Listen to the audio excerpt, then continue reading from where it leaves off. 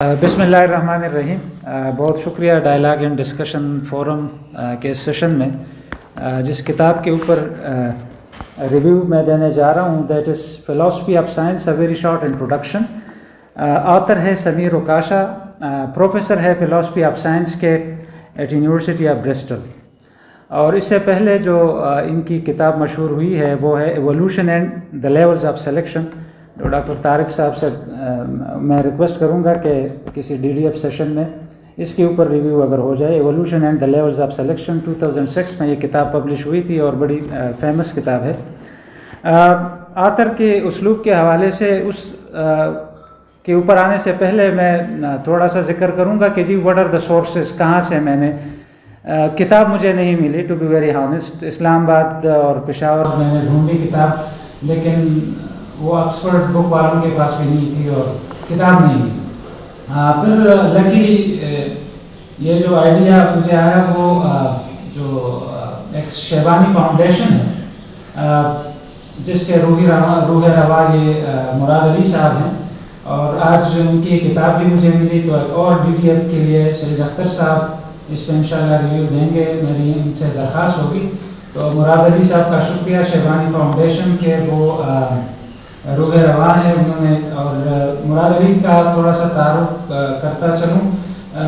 بہت ہی young researcher, محقق, B S کیا ہے اسلامک یونیورسٹی سے پولیٹیکل سائنس میں, اور آج کل ایم ایس کر رہے ہیں پولیٹیکل سائنس. تو اس سے آپ ان کی عمر کا اندازہ لگا لیں, اتنی کم عمری میں ماشاءاللہ یہ بڑا کام کر رہے ہیں. تو یہ تو سر جو ابتدائی کلمات تھے. تو یہ شیبانی فاؤنڈیشن نے ایک کورس آفر کیا فلاسفی آف سائنس کے نام سے, اور I got registered in that course. اور اس کے جو ریسورس پرسن تھے ڈاکٹر مشتاق صاحب ہیں, جو شیبہ تعمیر سیرت یونیورسٹی میں پڑھاتے ہیں, پروفیسر ہیں لا. تو بیسیکلی یہ ان کا جو ریویو ہے سمیر اوکاشا کی اس کتاب کے اوپر, میں نے استفادہ ان کے ان لیکچر سے کیا ہے, تو ضروری تھا کہ وہ اکنالج کروں. کتاب خود میں نے نہیں پڑھی, تو یہ ضروری تھا کہ یہ آپ کے ساتھ شیئر. کتاب آتھر کے اسٹائل کے حوالے سے بہت ہی عام فہم انداز ہے ان کا, لیکن وہ جو عام فہم انداز ہے وہ علمی سطح بھی مینٹین رکھتے ہیں, کوئی ایسی سطحیت بھی ہمیں نظر نہیں آتی.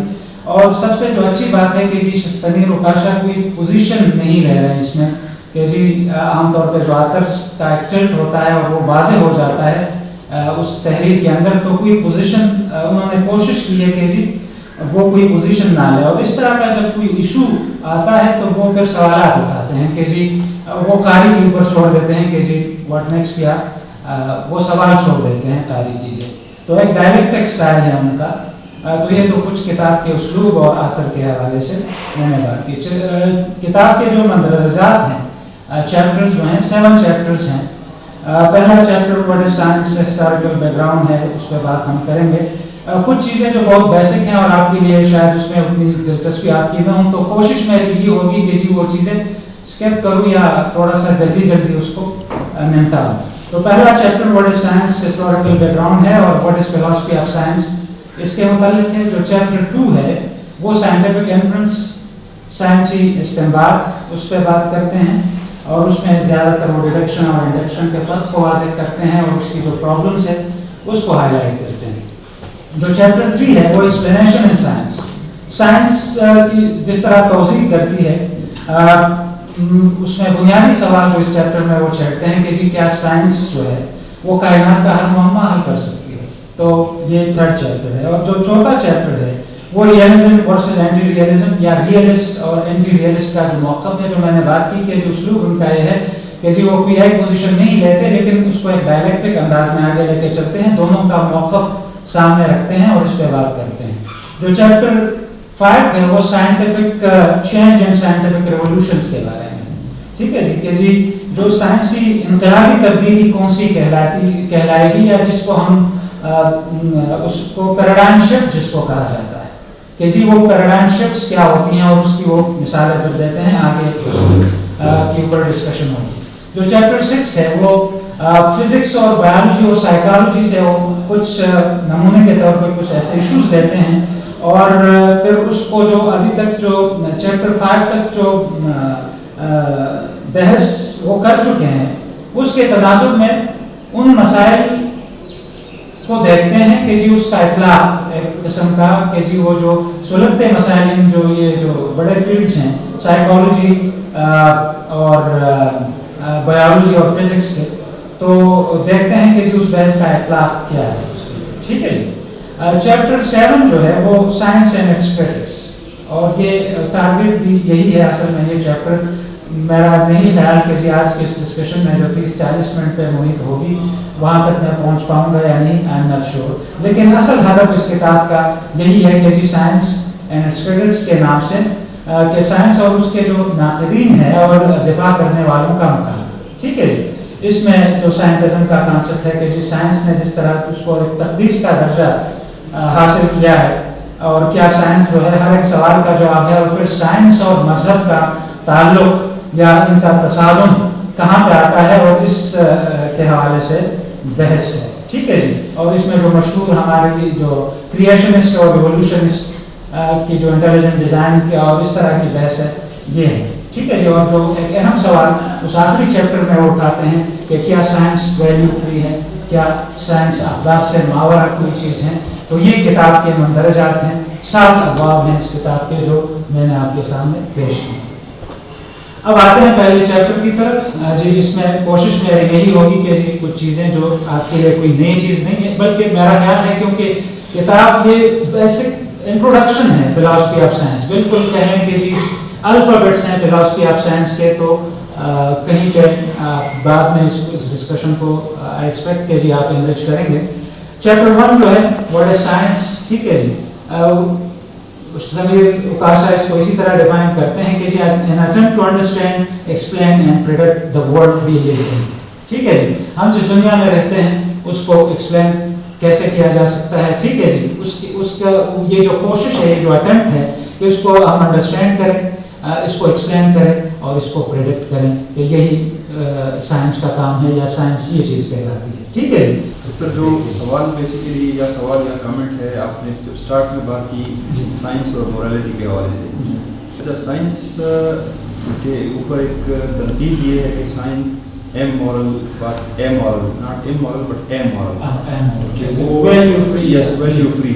لیکن جو سائنٹسٹ خاص کر ایوولوشنسٹس ہے، کریشنسٹس نہیں ہے، وہ لوگ اسپیسیفکلی یہ بات کرتے ہیں کہ سائنس جتنا ویلیو ہے، جتنا مورل ہے، اتنا کوئی اور سبجیکٹ اس طرح سے نہیں ہے. بیکاز جو سب سے بڑی بات اس میں ہائی لائٹ کی جاتی ہے، فار ایگزامپل ایک مثال یہ دی جاتی ہے کہ جس طرح جو چھوٹے چھوٹے کبز ہوتے ہیں، جو شیر یا جو کتے وغیرہ کے جو چھوٹے چھوٹے بچے ہوتے ہیں، اس میں سے ایک بچہ اگر مثال کے طور پہ قانون سے ہٹ کے دوسروں کے ساتھ زیادتی کرنے کی کوشش کرتا ہے، یا مطلب یہ کہ لڑائی جھگڑے میں زیادہ وہ امورل ہو جاتا ہے، امورل ہو جاتا ہے، تو باقی جو بچے ہیں وہ اس کو اوائڈ کرنا شروع کر دیتے ہیں. That is there biological instinct. تو کہنے کا مقصد یہ ہے کہ جو قانون ہم نے ہیومن کنسٹرکٹ ہے، جو قانون ہم نے نافذ کیے، اگر یہ نہ بھی ہو تو ایسا نہیں ہے کہ انسان اور یہ سارے لوگ جو ہے یہ بالکل بولے ہو جائیں گے اور سب ایک دوسرے کے پیچھے پڑ جائیں گے. میرے خیال میں یہ جو ڈسکشن ہے مورالٹی ورسز مطلب اس میں یہ ہے کہ مطلب سائنس تو اسٹڈی کرتا ہے چیزوں کی ماہیت کا کہ یہ کیا ہے، اور جو مورالٹی کا کوشچن ہے وہ یہ ہے کہ کیا ہونا چاہیے. تو میرے خیال میں دونوں کا جو سبجیکٹ ہے وہ ڈفرینٹ ہے. سائنس کو جسٹ مطلب چیزوں کو اس کانٹیکسٹ میں دیکھتا ہے کہ یہ کیا ہے، اس کی ماہیت یا اصلیت کیا ہے، اور مورالٹی میں تو یہ ہے کہ کیا ہونا چاہیے. تو مطلب اس میں دونوں کا تو آپس میں کوئی تعلق ہی نہیں ہے. اس کے ساتھ بات کرتا ہوں. مذہب یہی کہتا ہے کہ وہاں فجورہا و تقواہا. تو انہوں نے ایوولوشن کی ثابت کرنے کی یا کوشش کرنے یا ان کے جو ڈسپلن ہے انہیں یہ سمجھایا ہے کہ تھرو ایوولوشن ہم نے یہ بات سمجھی کہ کیا اچھا ہے کیا برا ہے. اور قرآن کریم بھی یہ کہتا ہے کہ انسان کو یہ برائی کا اور اچھائی کا الہام ہو جاتا ہے. اور جس طرح کے سبھی ساتھ کا میں اس کے ساتھ اتفاق کرتا ہوں، جس طرح کے مذہبی شخص ہوتا ہے جس کا کام جو ہوتا ہے یا اخلاقیات عبادات وغیرہ سے اس کو سمجھنا اور سمجھانا ہوتا ہے، تو وہ اگر سائنٹیفک ایشوز میں الجھتے ہیں تو یہ اپنے باؤنڈری سے نکل رہے ہیں. इसी तरह अगर साइंटिस्ट ये दावा कर ले कि अखलाकियात की तालीम जो है वो साइंस के जरिए से अखज़ करते हम कर सकते हैं, तो मेरे ख्याल में जिस तरह आपने कहा आपने अल्फाज इस्तेमाल किए उनपे ज़्यादा बोझ डालना है, तो उन्हें मेरे ख्याल में अपने आप पे इतना बोझ नहीं डालना चाहिए। तो रिसर्च में स्पेशली प्योर साइंस पता नहीं सबको पता होगा, एक तो रिसर्च के एथिक्स हो, वो तो रिसर्च के एथिक्स, लेकिन एक जो सोशल साइंस में जब रिसर्च पढ़ाया जाता है तो इसमें एक प्रिंसिपल पढ़ाया जाता है कि जी भाई आपका जो रिसर्च होगा it should not be value loaded, value loaded, it should be यानी पॉसिबल नहीं, कंप्लीट तो पॉसिबल नहीं है कि सोशल साइंस में जो रिसर्च हो वो वैल्यू फ्री हो, यानी वैल्यू फ्री या वैल्यू से तकरीबन 22 आपके वहाँ पर उसको आपके सोशल साइंस में आपके रिसर्च को इन्फ्लुएंस कर सकती हैं। लेकिन अगर प्योर साइंस में आप देखें जो लैब वर्क है वहाँ पर वैल्यू एडिशन में जहाँ तक मेरी समझ है वो इतनी ज़्यादा नहीं होती, क्योंकि वो एक प्रोसेस है, वो चल रहा है, कभी कभी आप उसको बिल्कुल एक कंपार्टमेंट प्रोसेस में उसको करते हैं, कंपार्टमेंट में करते हैं, जब पर इवन एक्सटर्नल प्रेशर्स और फ्रिक्शंस उनको भी आप यानी एक्सक्लूड कर देते हैं, तो वहाँ पर तो मैं समझता हूँ कि साइंस में वैल्यू रिलेटेड और ये चीज़ें नहीं हो सकती। हाँ, सोशल साइंसेज जो रिसर्चेज हैं जो हम करते हैं, मिसाल के तौर पर मैं कहता हूँ फलानी पार्टी अच्छी है और फलानी पार्टी बुरी है, मैं ये नहीं कह रहा हूँ कि न्यूट्रल वहाँ पर आपको रहना होता है, या ये मुआशरा बहुत अच्छा है और ये मुआशरा बिल्कुल अच्छा नहीं है। Sir, I think this study actually focuses on two things. The first one is epistemological orientation and ontological orientation. Epistemological orientation means that what is the approach toward knowledge and what approach we should have to adopt if we investigate towards some things.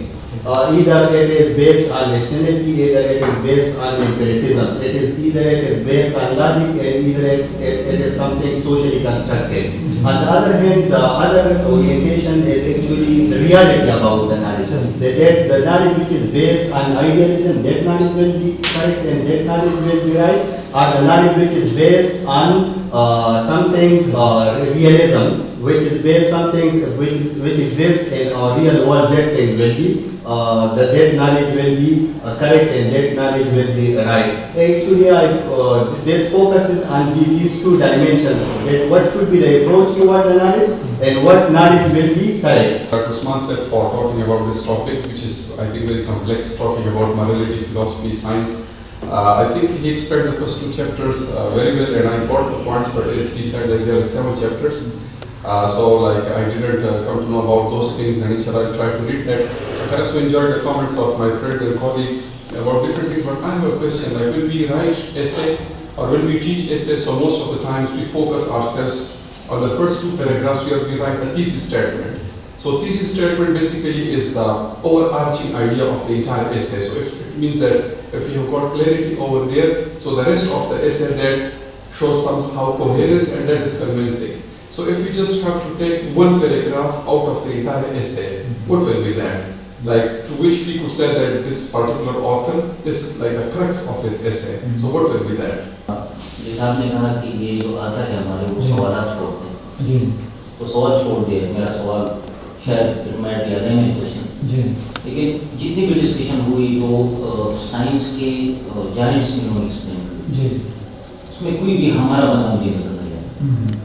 तो 3 सवाल हैं मैं, या तो हमारी कोई contribution science में है नहीं, या पर्पसफुली इंटेंशनली जो आता है उन्होंने एक्सक्लूड कर दिया उन लोगों को, और या उन्होंने शामिल किया लेकिन आपने पर्पसफुली उनको निकाल दिया। तो क्या सच